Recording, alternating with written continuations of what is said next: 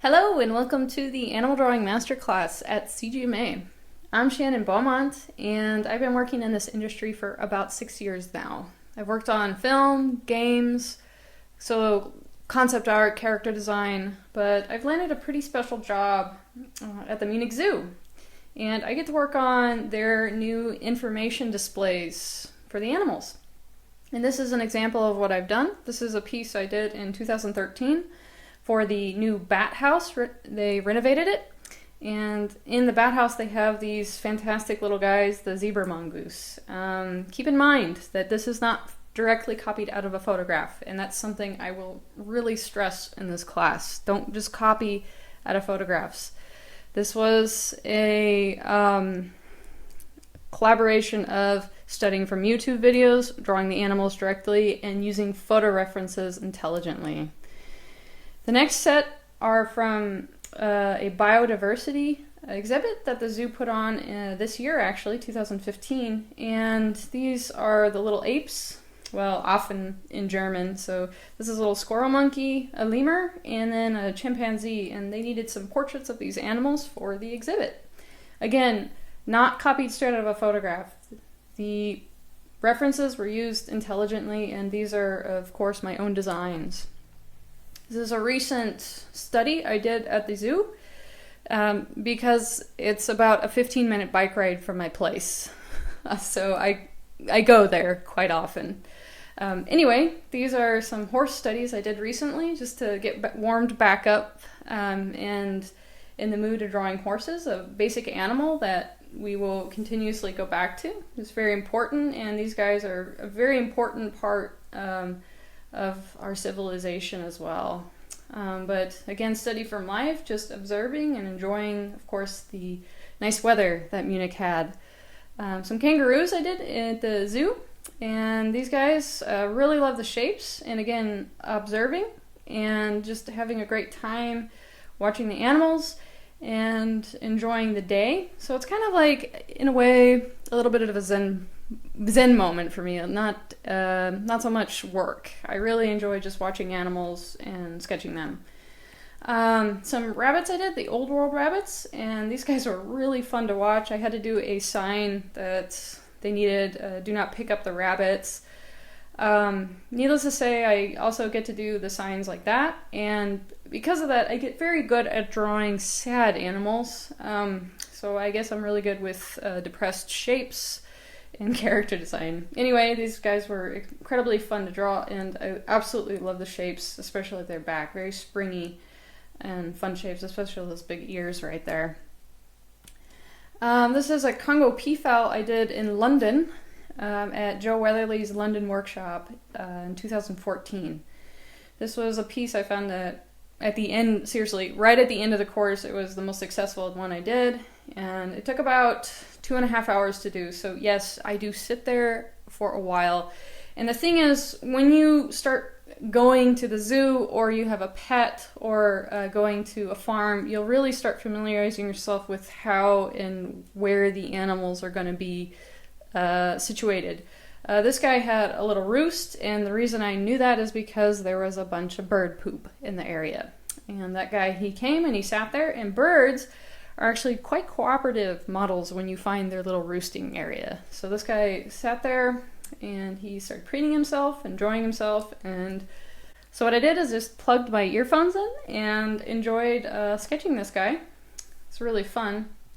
This is one I did of a fish, catfish, and this is done in watercolor. I really enjoy using watercolor. It's a tricky medium, but it's one of those I've been drawn to since whenever. And one thing to remember is the reason why we're going to take this course is so we can do stuff like this. This is all from my imagination. No references were used. These are just creature sketches, but as you can see, the elements and the forms of animals are used. And to create a believable creature, you want to be inspired from life. And a lot of you I know will be going to, or wanting to go into video games, concept art, film, animation. So this is why the course is structured the way it is, so you guys can get to this point having fun and drawing from your imagination. Again, just some creature sketches I did in a small Moleskine sketchbook, and it's a warm-up process for me in the morning, just to test my knowledge.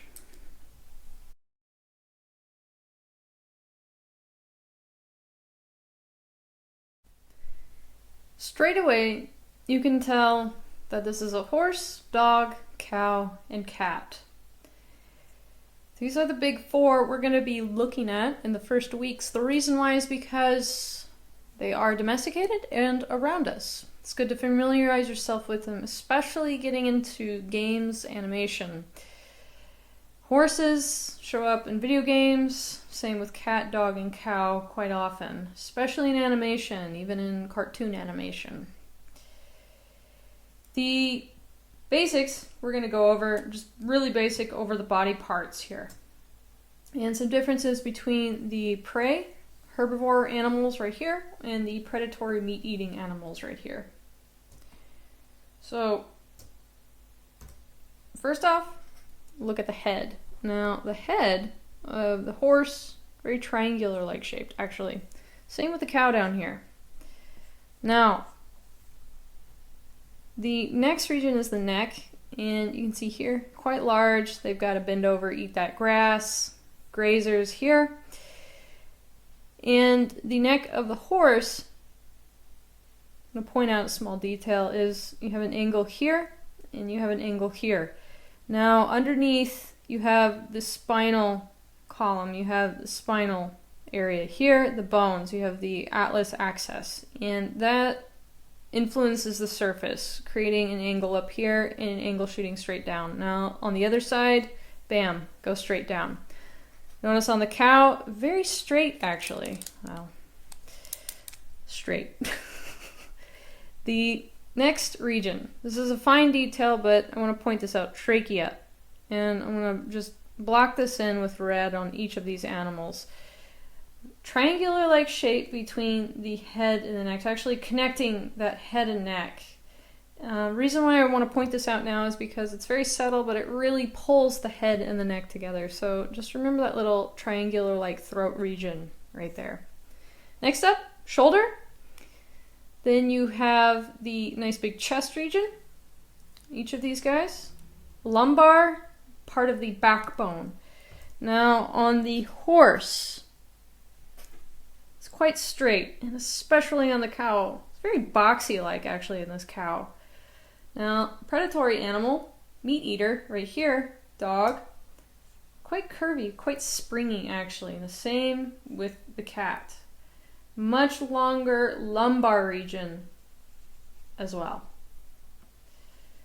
Now, moving down into the stomach, the abdomen. Abdomen of the horse is very big, the same with the cow. They're digesting grass, which is quite difficult to digest. So they have large abdomen areas. The area here on the dog and the cat, much smaller, because meat is easier to digest. So keeping that in mind, you have then the pelvis, which on the horse and the cow, quite large. Again, large abdomen, large pelvis, and much smaller on the dog and the cat here. End of the line is the tail, the coccygeal. Now, going back to the legs, you have the shoulder, upper arm, forearm, wrist. See how high that is on this animal? Now, with a horse is actually walking on its middle toe, actually. It's the middle finger, okay? You have the forefoot, knuckle, and then the toe of the horse. Again, 1 on the horse and 2 on the cow. Moving on the back again, the pelvis, thigh, lower leg, ankle, quite high on these guys, as you can see.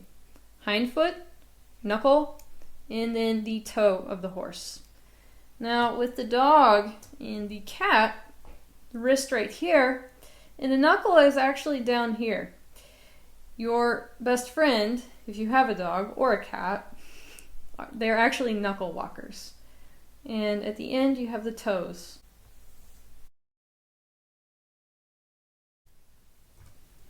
All right, we'll start out with the horse and the cow here, with the bones, and getting ourselves familiar with the bone structures. Skull, this is where the brain lies on the animal, just like us. Moving down into the vertebrae, we have the neck portion, which is the cervical vertebrae. As you can see here, these two, the atlas axis, which do again create that nice angle on the horse. Nice and long, these guys again bending over and eating that grass, grazing. Next up, thoracic or dorsal. Does it help to think about a shark dorsal fin or a dolphin dorsal fin? Fantastic. Just keep that in mind. As you can see, it is attaching to the rib cage. Not a lot of movement is going on. Very solid shape right in here.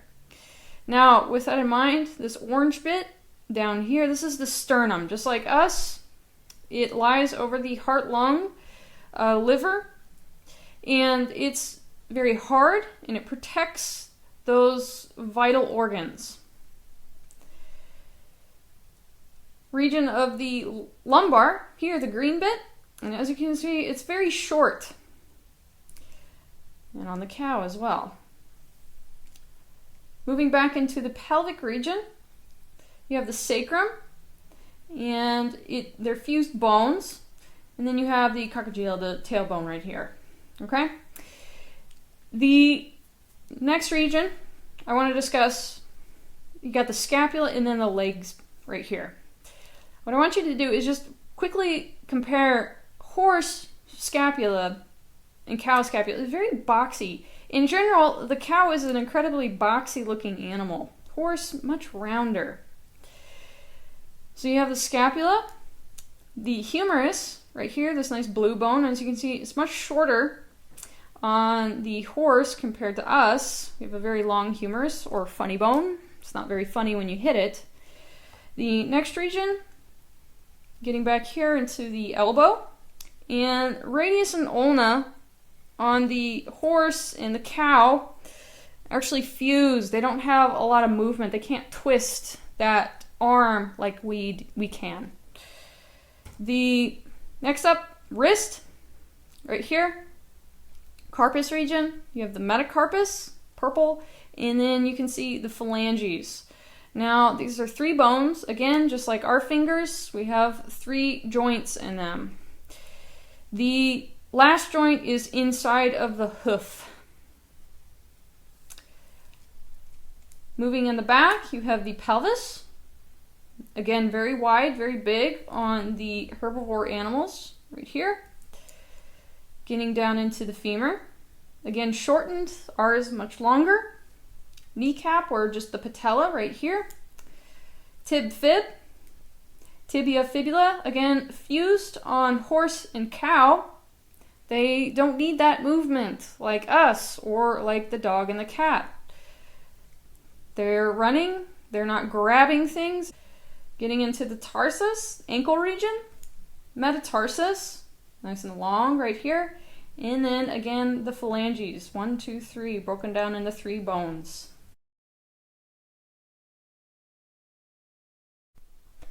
The bony landmarks are a map to the animal's body, and they also help gauge the proportions of an animal, especially when you're drawing them from life. Animals don't stop and ask you, hey, draw me like one of your French girls. If they do, please tell me. I have not had much luck with that. But with this turquoise color, what I'm going to do is point out the bony areas and just remind you that this is a map to the animal's body. First part, I'm going to go down the spine. I'll go to the head later. The area here, it's not so much bony, but I just want to point this out, is that it's very wide on the side of the animal. Same thing with the dog here. Other than that, the cervical vertebrae is actually covered in muscle. Moving down to the thoracic dorsal, it is bony on top. And then moving down to the sacrum, very bony as well. Now with the horse, you have the cartilage actually on top of the scapula, and that is a good landmark. And moving down in the middle of the scapula, you have the spine of the scapula, and it's right here.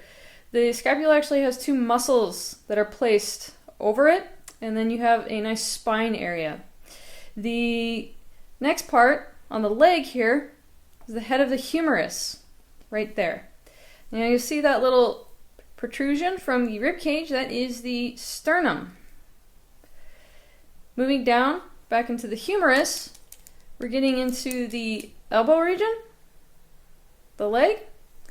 Moving down the leg here into the carpus, the wrist area, metacarpus, and then of course the three phalanges. Very, very bony in that region, just like us. We've got very bony hands.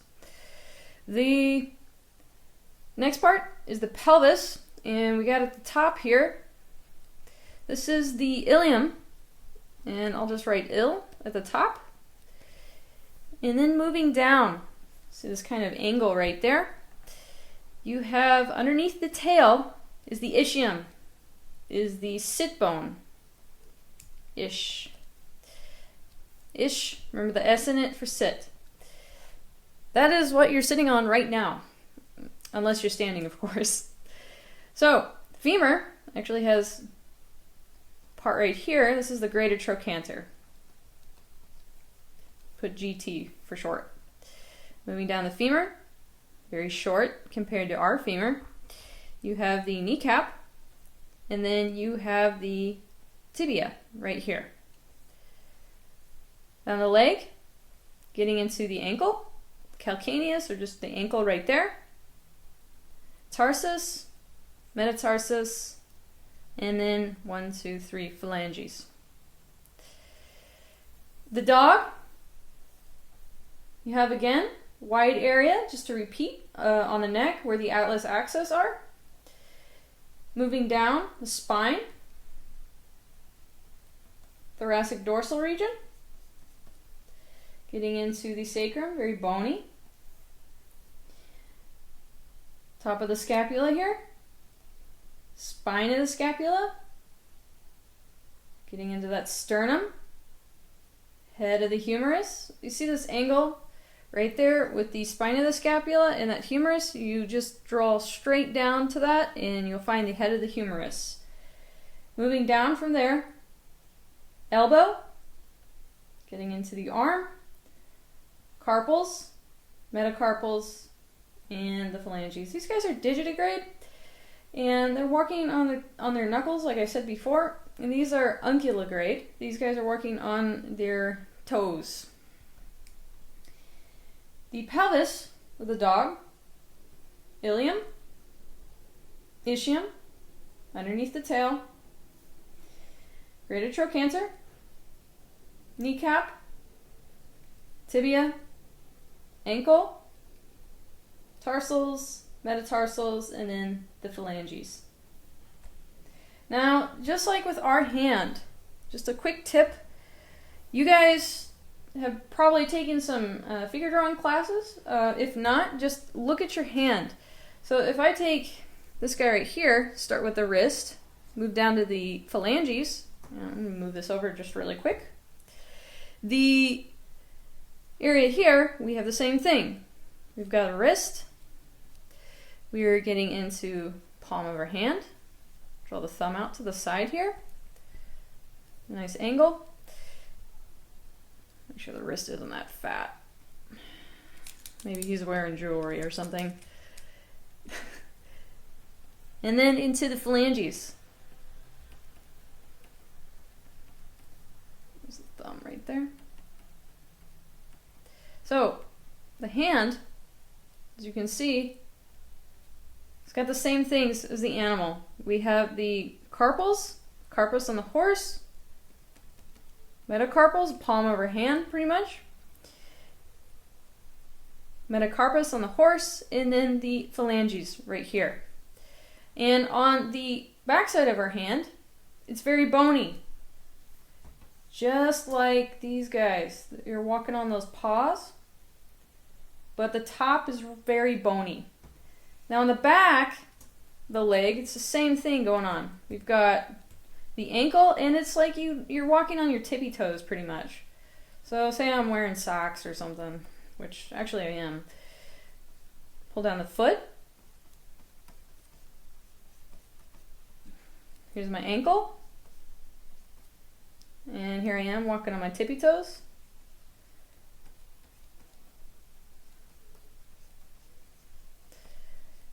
So there's my ankle, calcaneus right there, tarsals,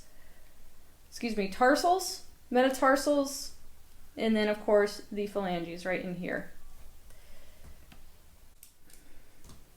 On a greyhound, right here, just a quick tip is the last 3 ribs show a healthy greyhound. It's another bony landmark you can keep in mind. Also look for it in dogs, and keep that in mind in the horses and cows as well. Now the skull. Skull's elongated. You have long nasal, long frontal lobe. It's the same thing on us. Again, going back to thinking in terms of human anatomy. And if you've not taken a human anatomy course, don't freak out, because it's the same thing. We're mammals, we've got 7 cervical vertebrae, we have a skull. Just relate to that. These are not alien creatures from another planet, but we have nasal, we have an eye socket, we've got a cheekbone, we've got that jaw,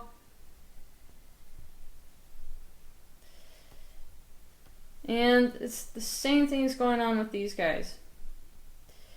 So with the horse, again, long nose, long nasal area, much shorter on ours. We've got frontal, pretty much the forehead right here. And then moving back, this is the cranium. The cranium's small on the horse, much larger on the dog, and of course we're built for our brain case. The region here, near the eye socket and the cheekbone, zygomatic arc, right in there. Moving down on the horse, you guys, if you get a chance petting a horse, look for this. It's the masseteric ridge. And well-lit photos will actually show it too. And we've got the same thing here. Cheekbone. In the dog, you have the frontal. You have then nasal. Nice and long right there.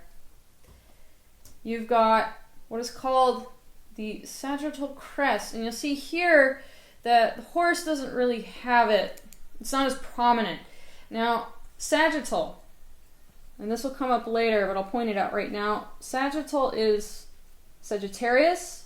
He's the guy with the arrow. And sagittal crest is arrow-shaped. This right here, moving back from the cranium. Dog has this because they are meat eating. They need a big bite force. There are 2 muscles that are placed over the cranium here.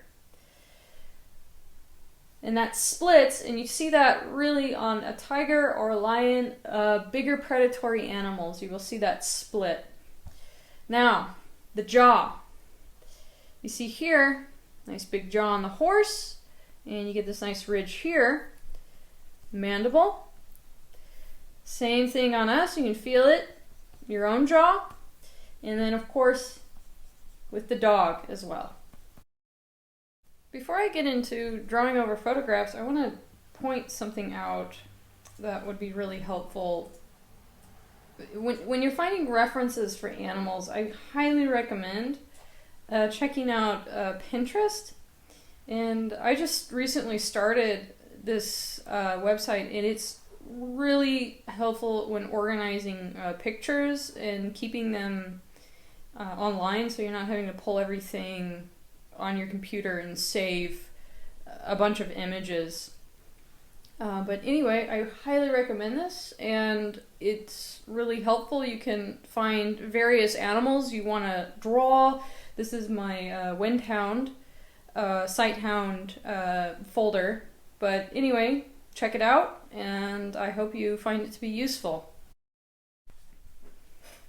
With a well-lit photograph that's clear, you can start practicing observing the bony pinpoints, bony landmarks on an animal. I got a nice horse here, very clear. And we'll start with the head.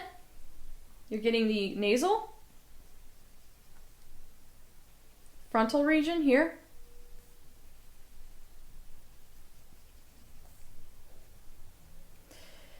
Now, right where the eye is, the eyes lie, you're getting dark like dark. That is the region where the zygomatic arc is. Cheekbone.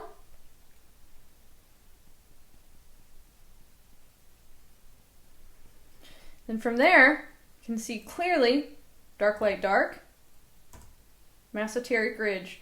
And note how that muscle wraps around right in that area. That's the masseter. Nice big chewing muscle right there.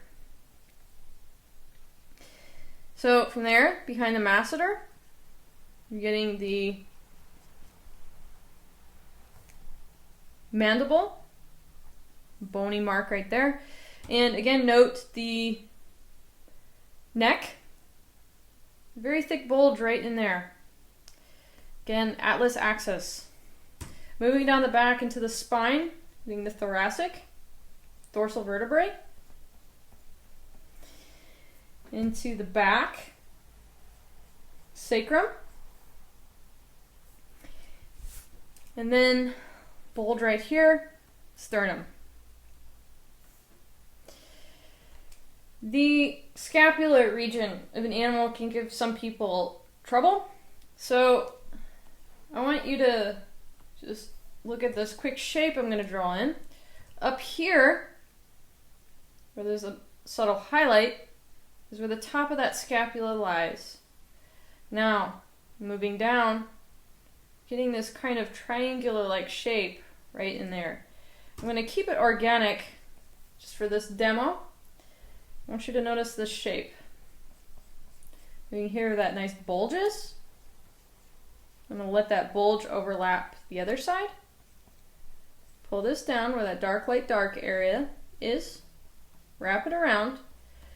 And what I have here is either a very elongated apple, if you like fruit, or if you like chili or chilies, then it's a chili. Or a pepper. Whatever it is, you will never unsee this shape again. Now, with that in mind, and just let me erase it really quick. Within that shape, you have the scapula, you have the head of the humerus going down into the elbow region. So, what I'm going to do is grab my turquoise color again. Again, find the top of that scapula. And here, I'm going to draw a quick surface line. Neck is being overlapped by that scapular region. Moving across the top. Think of a small bug crawling across this horse. Right here as well. You're getting 3D form right in there. It's not flat. And with that, you're getting these dark, light, dark areas. Spine of the scapula, moving right down there. And within that, you're getting the head of the humerus. Notice on the block shapes, the basic block shapes I have right here, oops, the region is split, sternum below that, and then back here, the elbow region. So you're getting this nice zigzag shape. The rest of the leg, moving down, you're getting the carpus, right here on the horse. Nice and clear right there. And a quick tip, carpus, or the wrist, is lower than the ankle. Moving down, metacarpus. It's this nice round shape here. Knuckle. And then, of course, the hoof phalange area. Sure, draw a couple more bones right there. So, moving back to the pelvis. Nice clear shape right here. Ilium. And then getting an angle below the tail. Ischium. Now within that, and I drew it up here as well, you're getting that greater trochanter. If I bring this down at an angle, pull it up, and you're getting muscle bulge right in there, would be that greater trochanter. Then from there, think about the kneecap and see how nice this right here is. Kneecap, the tibia, split that. Back here, ankle, pops up on this girl right here. Then we're getting the tarsus,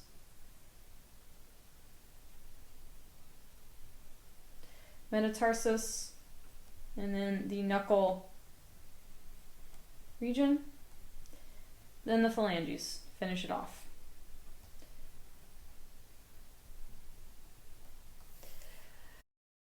In this demo, I'm going to flesh out the skeleton, or bone out, I guess. Just add some more details so you can see what's going on underneath this animal. I'll start out, of course, with the skull, that frontal, back into the mandible right there. Split it where the top and the bottom of the skull meet, so where those teeth are. Pulling up that zygomatic arc, and then getting the teeth right in the front, the opening of the mouth right there. Adding a bit more detail, getting the direction. Also, even when drawing over a photograph, this is good practice. Cervical vertebrae moving down. Find that split between the atlas axis. Here's the thoracic. Find that rib cage. Round that out. That nice big rib cage in there. Sternum moving up to where the thoracic and cervical come together. And here is the atlas axis region right in there. Get the rest of that cervical vertebrae fleshed out. Back of the skull, cranium.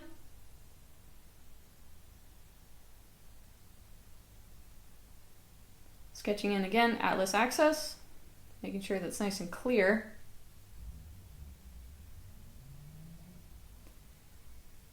Pulling in the rib cage, clarifying it.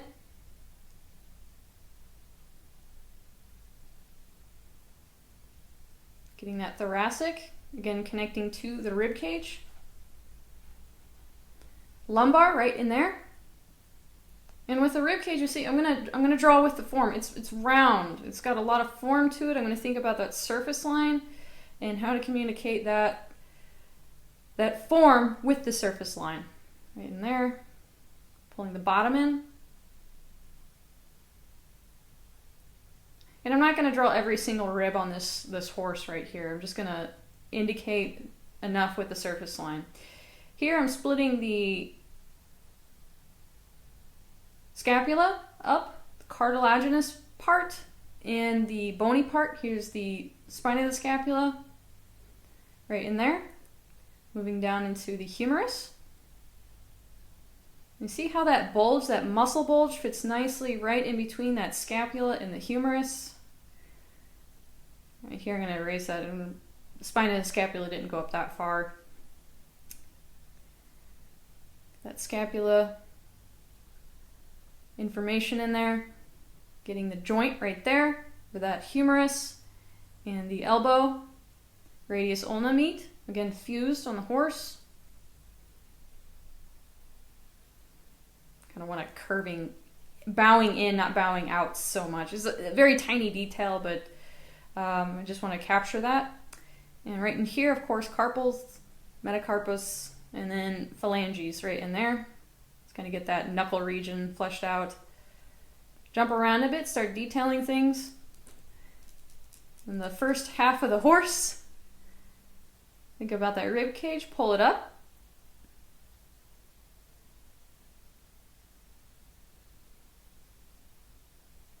And then head back to the pelvic region eventually. Again, I'm just fleshing out that rib cage, making sure it's clear, form is clear. And here I'm going to start with that ilium.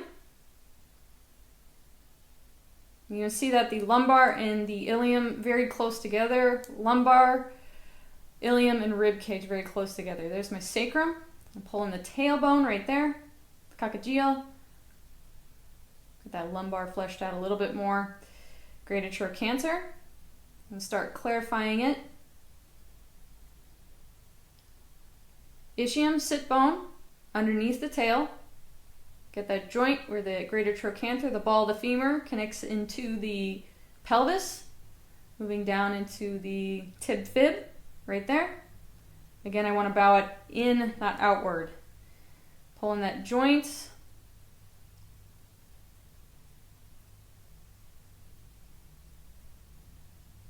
Again, I jump around a little bit when I do this. Just when I work on a certain area, I'll jump back into another area just because my eyes rested from it. It's kind of a tip when doing a long skeleton drawing like this. So here, tib fib, back into the ankle. Flesh that tib fib out. Make sure it's nice and clear right there, especially the ankle. And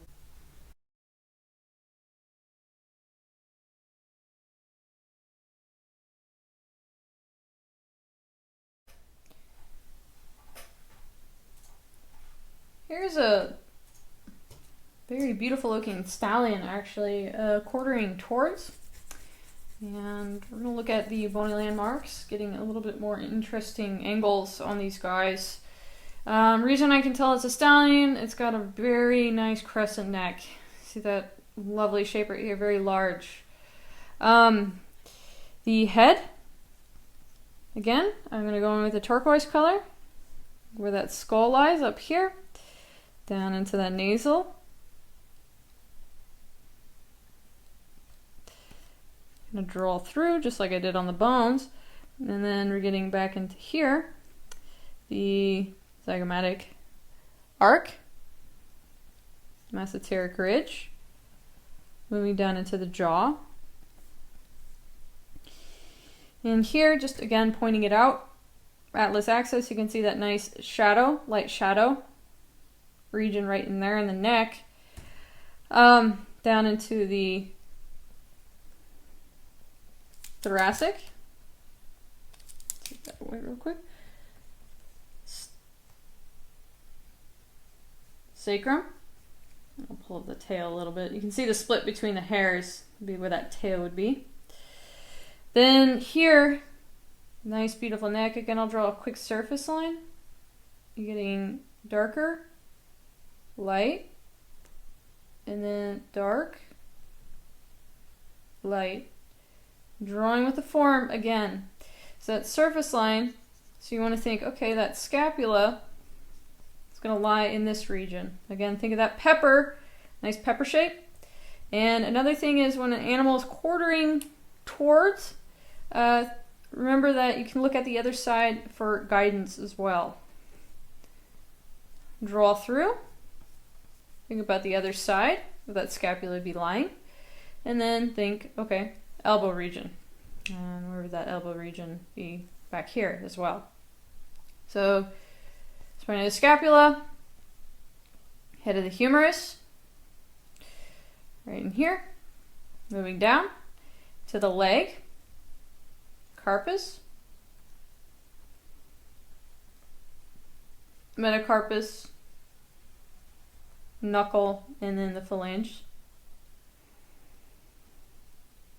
And I can draw it in on the other side because it's very clear. Nice and clear. Just kind of block that in. You can see what I'm doing. I'm drawing with the form. I'm really wanting to wrap around this animal, even if it is a photograph. Just Think of it kind of in 3D, even where the bones are lying. It's kind of a guidance, just so you're not copying and rendering. Okay, I'm going to make this horse look, you know, like a copied photograph, pretty much. Real quick, sternum. And this region here, I'm going to just pull in a red, getting the pit of that throat. See how it comes down? Pit of the throat, sternum, and then the head of the humerus. It's a nice guidance right there. I'm just going to put a P right there. Moving on to the back. Really nice highlight back here, that pelvic region. Now this would be where the greater trochanter is. Because this animal's quartering away, I'm not going to be able to see clearly where exactly like spot on where that ischium is, but that greater trochanter can help guide me. Remember, you have the ilium, ischium is under the tail, greater trochanter protruding out right here, moving down into the knee, nice and clear right here. Just going to draw a quick angle, tibia, and just so you know, I'm getting the same angles on the block diagram. That's why I really went in and did that, so you can see those nice angles. So sometimes with the back of the legs, and I'll go over this again. The reason why is because I used to do this. I used to draw the back of the legs. See if I can do it actually. I don't even think I can do it. Oh geez, I draw it really round and then pull in like the leg way back, and I keep this really smooth, and that's what I really want you guys to avoid. Don't do what I did when you're drawing the back leg. Really avoid this. You want to really break that down, and those angles here from that kneecap, from the tibia, can really help guide you. And the same goes for the ankle region. Getting the ankle up here. Think of that angle coming up right there. Okay? Just tips. Again, I used to do it and it looked really bad and I couldn't figure it out, and then finally I started seeing what I was doing wrong, and I really want you guys to avoid that. Learn from my mistakes. Tarsus, metatarsus, you can see here a nice knuckle.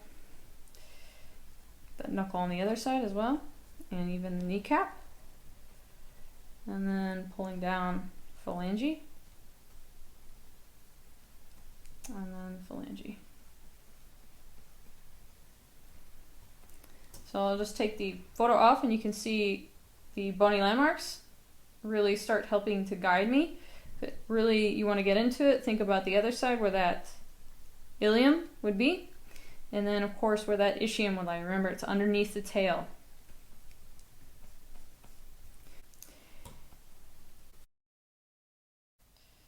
Alright, for this one, it's really, again, quartering away, so we're getting the back side of this guy, another beautiful horse. Start out with the head again, between the ears. Kind of getting this kite shape right here between the eyes. And nasal. Interesting. Moving down into the mesenteric area, or just the jawbone, and then the mesenteric ridge right here. Nice highlight right in there. Moving back into thoracic vertebrae. See where that mane starts to stop. Now here, this is really interesting. I want you to notice this. You're getting the neck, mane coming down. You're getting protrusion right here. This is where that scapula is going to lie. That apple shape, if it's been helping you, oops, the apple shape or the, oh geez, chili shape, still there, it's just turned. So that spine of the scapula, moving up in here, head of the humerus, and there, elbow. Again, very close, just kind of sketch that in. If it helps, just block that shoulder area in with that chili. Whatever helps. Again, if it helps, do a lot of it. You're getting that nice area here, and you can really see that that form coming across. Really beautiful on this horse right here. Anyway, elbow, moving down, carpus, metacarpus, knuckle, and then the phalange right in there. Same here. Think about, okay, where is that elbow on the other side?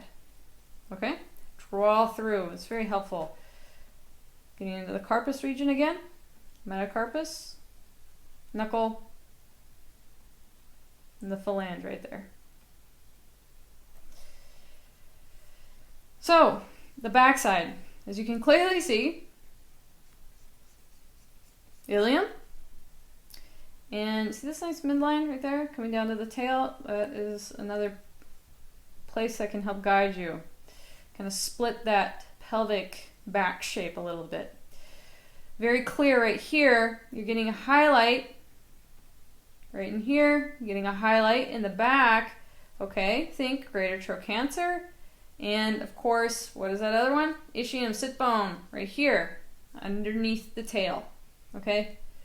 The reason why I am really stressing this is tail, and what is underneath the tail? Horse has got to go to the bathroom, lift the tail, stuff comes out, and that sit bone is right underneath that, okay? It's the same with us. From there, greater trochanter, nice highlight coming down here, kneecap, kind of draw on that right there. And again, with the angles, always with the angles, right in here. Kneecap, tibia, getting that ankle region, kind of coming down. The same thing here.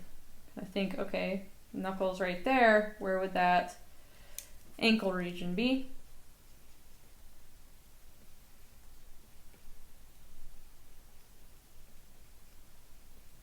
See that bone right there? And tarsus, metatarsus, and then the phalanges right there on that guy. Same here. So just pointing out the bony landmarks of a quartering horse away. And I'll pull this off so you can see. And you see also what I'm doing is I'm thinking through the form. Again, drawing through. Do my slinky drawing. Everything, basic shapes, they've got form to it. You've got the 3D axis going across. And that form, you can even capture in a horse when you're drawing in the bony landmarks, or in a cow, or in a dog. It gets you thinking in 3D and turning it in space, instead of, again, copying straight out of a photograph, which we don't want to do in this course. Alright, I have a cow right here. As you can see, it's hipster cow. I almost thought this was a pair of headphones, but it's actually a bell. Anyway, she is a very nice model because the bony landmarks are very clear. Cows, they have a very fat belly, and they're very wide, but at the same time they're incredibly skinny and bony. So this is a good model to go to. Now with her, just like the horse, we'll start out with that frontal nasal right here. As you can see, you have the horns right up there. And again, around the eye, very hard. Zygomatic arc.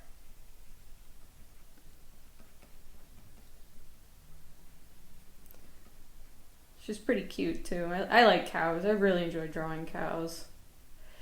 Down to the jaw. Now again, she's got a bell or pair of headphones if you want to call her hipster cow. She has again that bulge in the neck. Remember, atlas axis. Now a tip with cows, and you're going to see this a lot with these animals, they have actually the skin and fat right in the region of that sternum moving down the neck into the chest. And some cows really quite large actually. That's called a dewlap. And just keep that in mind that they do have skin and fat in that area. The next is the back of the thoracic dorsal. Nice and clear on this animal, as you can see. Really, they're great models. If you're having a hard time, you know, if the horse is a little bit too much in the beginning, too round, check out cows. You know, they'll get you started. Moving back into lumbar, actually. Sacrum, and then you can see that tail kind of popping up. And you see here, very nice bony landmarks on that sacrum. You can see where that sacrum is starting to fall off into the tail right there. Now, this is very clear on the cow. I love this part. Very clear overlap between the scapula and the neck right here. Especially that she's taking the weight on this foot. This leg right here, taking the weight. This one, releasing. She's walking with it. So here, very clear, and you can think again, if the pepper shape or the apple shape really helps you, fantastic, use it a lot. So here would be the scapula. It's very boxy. Down here you can clearly see. Nice highlight there where the head of the humerus is. You can well imagine that that sternum would be right in here. Moving down, elbow, and then the leg, carpus, metacarpus, again knuckle, unguligrade right here, and the phalanges. Now these guys, again, walking on them 2 toes. Excuse me, my Midwest came out right there. And right here, the wrist, carpus, moving down, knuckle, metacarpus, and then phalange. This here, and you'll see it on the back side, those are dew claws. I'll get into that later. With the cow, we'll go into detail with the feet of the cow in week 2. Right now we'll want to focus on getting those bony landmarks. So, next up is the back, and you can clearly see I can draw an angle across right here. Very clear where the ilium is. Kind of pokes out actually. Really, again, very fat animal, very fat stomach, but very skinny. Moving back, you can see here, ischium, sit bone, getting a bulge back here. Moving down into the knee. And again, I'm going to pull in those angles just so things are starting to get clear with that.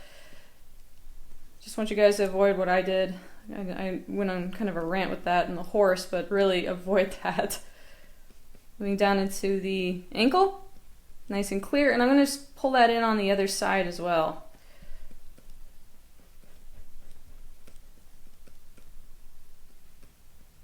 Tarsus, right in here. Metatarsus. Got the knuckle, nice and clear on her, and then the phalange. Really taking that weight, a lot of weight going on this animal right here. So the cow, very good go-to animal when you're starting to understand the map of the bony landmarks. And again, well-lit photos go a long way. Alright, we got a cow, not so hipstery this time, and she's facing towards us. And like I said before, very fat animal. Large stomach, large chest, but then you get into the back and you see how bony that is. So that pelvic region, even up here in this that sacrum, it's very bony. That's why these animals are really great to go to, especially when mapping out those bony landmarks on these guys, on an animal. You can see here the head. I'll just again start with the head. Kind of pops up actually. You see that? Moving down, the frontal. And again, a prey animal or herbivore, such as the cow, you see here the widest point on the head right now is actually the eyes.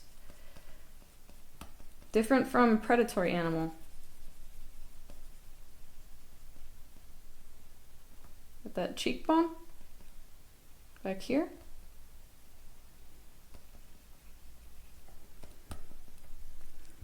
She actually has her horns clipped. I used to do that in a couple cows I grew up with in Missouri. So, got the head, and you think about the back of the jaw right here. Moving into the back, just draw a cross right here. You can see there is a really nice shadow. It's very light right here, the white especially, but you can see that there's a nice shadow. And there's clearly this overlap between the backside, the ribs right here, and that shoulder. So here, quite beautiful. And if I draw a surface line really quick, you can see, oh man, look at that. Spine of the scapula right there, moving down. Got this protrusion right here, it's bumping out. It's where that head of the humerus is. And again, I'm just gonna kind of scribble across, kind of start thinking about what's going on the other side of the animal as well. You can see here the scapula is at an angle, lying on the body. It's not just straight up and down. The back of the elbow, again, I'm going to think about it on the other side as well. Pull it up just a little bit more. Okay. And moving down into that sternum, again, you're getting this fat right in here, and you want to think, okay, that pit of the throat, she's got a bunch of rope, and it looks like a chain around her. So you want to think of that sternum right up in this region. See how this nice fat dewlap comes up? And you're getting that region here of the neck moving, kind of connecting into the body, the rib cage. So moving down into the leg, we're getting the wrist. And what I want you to notice with the cow, a lot of weight being taken. See this angle right here? It's almost knock-kneed.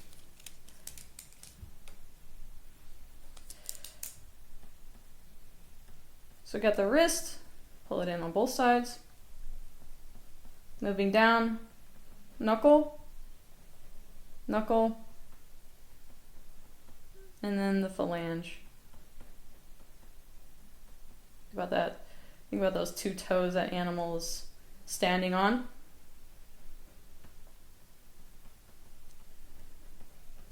And can't really see what's going on the other side, but I want to just make notes that getting the backbone, getting very clearly light, dark, light right in here, light, dark actually right in there in the back of that pelvic region, and then hidden behind her belly and her legs would be here the region of the ankle, and then moving down tarsus, metatarsus, and then the phalange right here. So I'm just taking those visual notes, and I'll just pull this off. You can see, again, I'm thinking in 3D. I'm drawing through. I'm starting to think, okay, on the other side, this is where the other area of the humerus would be. Cows can be really cooperative models. They'll chill out in this position for about, say, 10, 15 minutes if you're lucky. They'll fall asleep, chew their cud.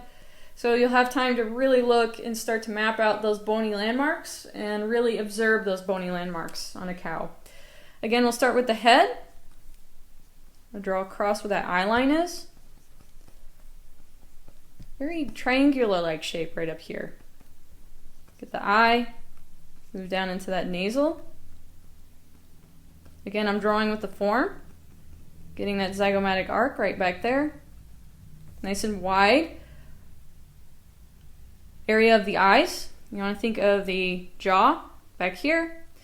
Now, when the animal is covering the head of the humerus or that scapular region, think back, okay, what can I do? Go to the elbow. It's very clear, okay? Move up here. You can see that there was a, really quick, I'll show you again, light, dark area here between the elbow. Think of that shape up here, and that head of the humerus would lie pretty much behind his nose. So this is something, if the animal is, again, covering a certain area with the head, especially the region of the scapula, start backwards. Don't feel like, oh, I got to start here. This is the process. It's one way, and again, be flexible about it. So I started with the elbow right there. Getting that humerus scapular region right in there. Moving into the back, let me not forget the back. Now you can see here that rib cage is popping up. Very clear right there, very nice actually.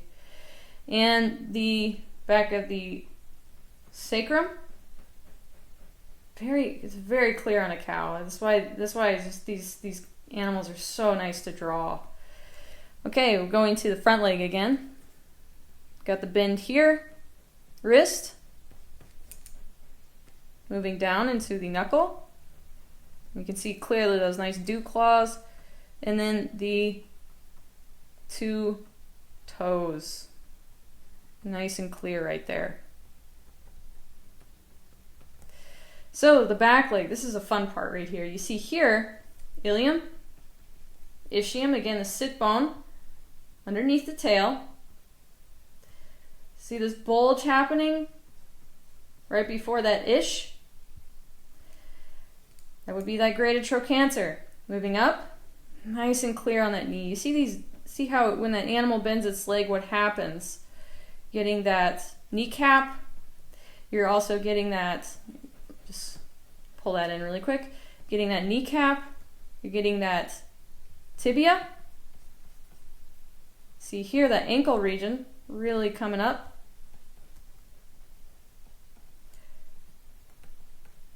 Tarsus. Metatarsus, moving down, knuckle again,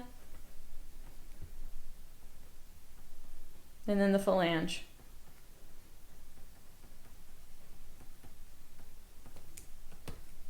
Nice and clear right here. And you start drawing through, think about that form. And then let me just sketch in the foot really quick.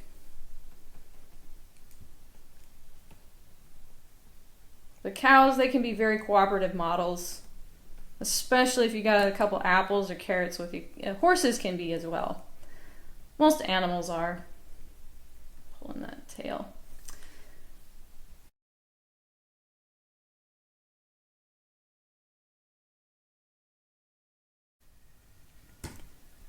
So, where do you find animals? In your house, outside, in a local park, in a zoo? If you have a local zoo, small or large, I highly recommend going at least once or twice a week. You're really going to gain a lot in this class by just going to the zoo, and you can draw animals that are not from your area. Dog parks are also great if you have a well-behaved dog or they're not being mischievous that day. Give a dog park a go. You're going to see a lot of different dog breeds, and you're going to see a lot of action, a lot of nice movements, and really just enjoy it with your dog. And they'll probably be able to play longer. Horse ranch, fantastic. Stables as well. The thing is with zoos and stables, if you start befriending some of the caretakers, you're going to probably be able to go behind the scenes, and you're going to see some cool stuff, or they'll be able to answer questions that you have about certain animals. It's really interesting. Farms are really cool too. If you got one of the milk farms or got sheep, goats, farms are fantastic. You can also befriend a local farmer. It's getting out and getting to know people as well. And that is one thing as an artist. Yes, we're not sitting up in our studio in a dark room and drawing all day. We're actually getting out and experiencing life. And that's where stories come from. That's where that personal touch comes from. And I'll tell you, the reason why I've gotten good at drawing animals is because I live so close to the Munich Zoo. And I made it a habit to go once, twice, thrice, many times a week. Because one, I had time. And two, I wanted to get really good at it. I also just love it. It's really a place I really like going to. But that is where that rich soil is. That's where you're going to really be able to learn drawing animals. You'll be able to touch them, experience, the sights, sometimes not so good smells, but that's where it's at. Museums can also be really helpful. If you got we have the Jagd- und Fischerei Museum here in Munich, the hunting fishing, and they got a bunch of stuffed animals, the mounted ones, but hey, it's still something I can work off of. Anything with skeletons, if you've got a dinosaur museum, I'm pretty envious, but go there. But those are places you can try and give it a whirl. Really go out, experience life, and enjoy it. Enjoy the nice day.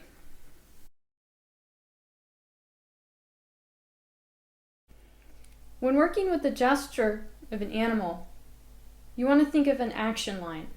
And an action line is typically the sweeping line of motion found in the spine.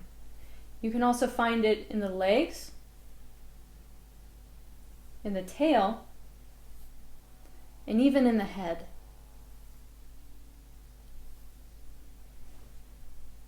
When working with action lines, you want to think of 3 different lines: C, S, and I. Now, if you like the television show, fantastic. If it helps you remember these lines, even better. C, S, and I. You can also find long beauty curves. Those I would recommend in a nice horse tail back here. So, these 2 images, we've got a very relaxed looking horse, maybe walking to get some sweet grass, and a very active horse having a great time. With that spine and all those bony pinpoints and landmarks we've just discussed, think about that when you're creating your wireframe, your gesture in an animal. See here, I started out with a straight for the head, and a straight, you can think of bony areas being straight. This is not a rule to end all rules, and it can be changed as well. Straight, moving into the neck, spine back here, and the pelvis. I'm going to find it in the leg, some nice tension going on. He's lifting up his leg, and it's bony. I'm going to also put in some of those straights. Nice straight back here, even into that stomach. Moving into the legs, getting those straights down into the tarsus and metatarsus region. Thinking also into that other side of that horse. Now if I take off the image really quick, this is my nice wireframe to start with when working on location. The animal is already going to be out of that position, probably walking away, maybe quartering towards you, maybe eating something from your bag, you don't know. But the animals are going to move fast, so doing these quick gesturals in these wireframes will allow you to then place the information on top. Keeping to the C, S, and I lines. You still want to stay loose, even when doing a gestural after that quick wireframe. Here I'm just going to go in quickly, just draw over. And an important thing is think inside out and then place the information on top. And all those bony landmarks are going to be your guide, or you're going to be the map to help you with finding the gesture of this animal. And also the proportions. So, be a quick gestural. Again, this guy is very relaxed. Now when finding a pose of an animal with a very active, using lines that create tension will be really helpful. It's just like in nature. Lots of tension. You want to think of water when a storm is coming in. When it's very clear, calm, you can put your canoe on the water. You're getting waves more like that. But when creating tension, it's good to remember these kind of lines. So for this guy, again, straight for that neck, head, moving down into the neck, spine right here, to that pelvis, and then the legs, lots of tension, lots of zigzagging going on. And I want to really keep that straight. I don't want to curve it too much, because then it's going to act more relaxed, like this guy.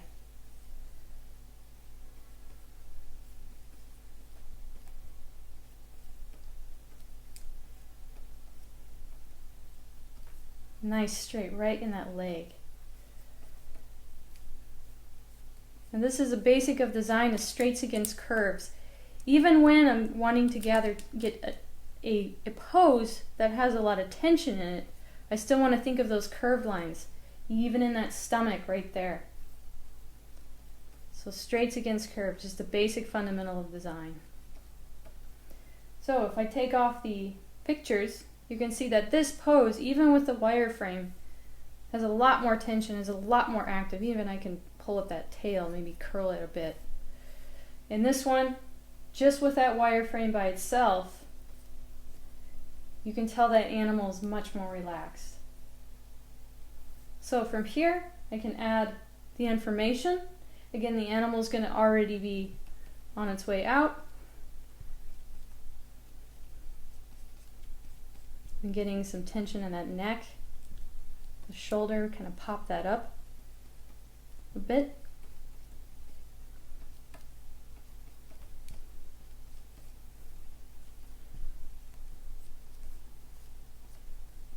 And don't be afraid to fix things in a gestural drawing.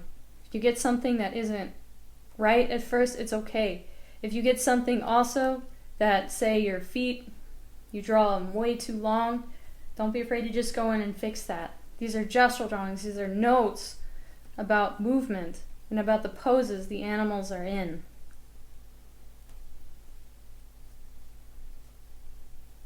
Get that nice straight in there. And then right in that hoof as well.